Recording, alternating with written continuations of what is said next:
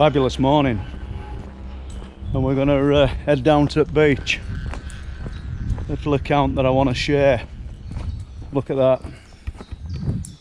How good is that?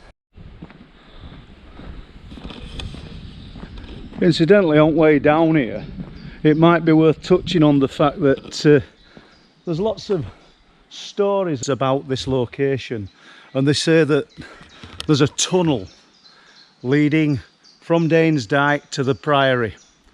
I don't see it myself. I don't think that's possible, but when you look at terrain and look at the great gullies and ruts, you know, where would it be?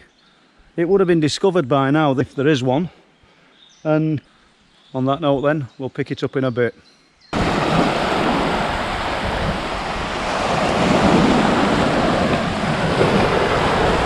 I don't know how the audio is going to cope with this.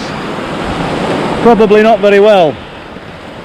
But I'd like to run a little story past you from the early 2000s. 2006, I think. And it involves the former steward of a club in Bridlington. And he'd brought his dog for a little walk onto the beach.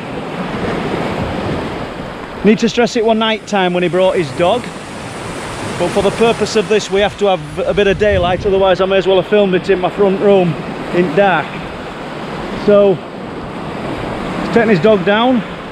He's on the beach alone in the night. It's winter, unlike today, look, which is fabulous. Look at them cliffs. Somebody's actually put a golf flag up there. That would be good, wouldn't it? Trying to play that one. I don't think it's going to happen, is it? And as he's walking along, suddenly he realises that the sound of the sea has stopped. It's one of them moments when you become aware that everything's changed. That kind of descent into the lower silence. And he's pondering, because he's not got any interest in unexplained phenomena or anything like that. He's just thinking, well, this is odd. Can't hear the waves anymore. And look at him. The dog's still with him. And as he's sort of looking around, he just looks up, and above his head, he said there's an oval-shaped light that almost looks like a rainbow, different coloured lights in an oval, and it's quite large.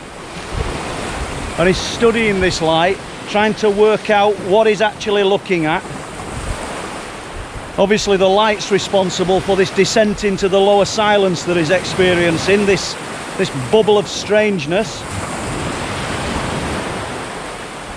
What puzzles him is he can't tell whether the light is inches above his head or up in the heavens.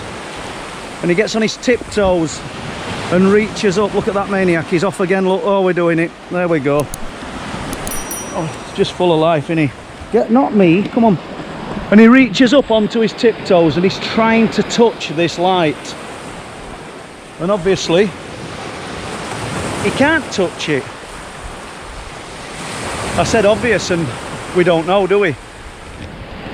He couldn't touch it. Whatever it was out of reach. But it puzzled him because it looked so close, yet at the same time it could have been miles away. And try to get your head around that one, I don't know. In the end, it slowly made its way out to sea and just disappeared into the distance. Not your sort of common UFO story, I realise, but nevertheless a very strange one. And I'm sure there's more like that out there. And look at this day today. Boat out there, look, they've got some nets in. I don't know what they're catching. In fact, they're pulling in to retrieve the nets now. Obviously they've got something. And this little dog, are you coming? Come on. There he goes. It's like a little greyhound. Okay, thank you.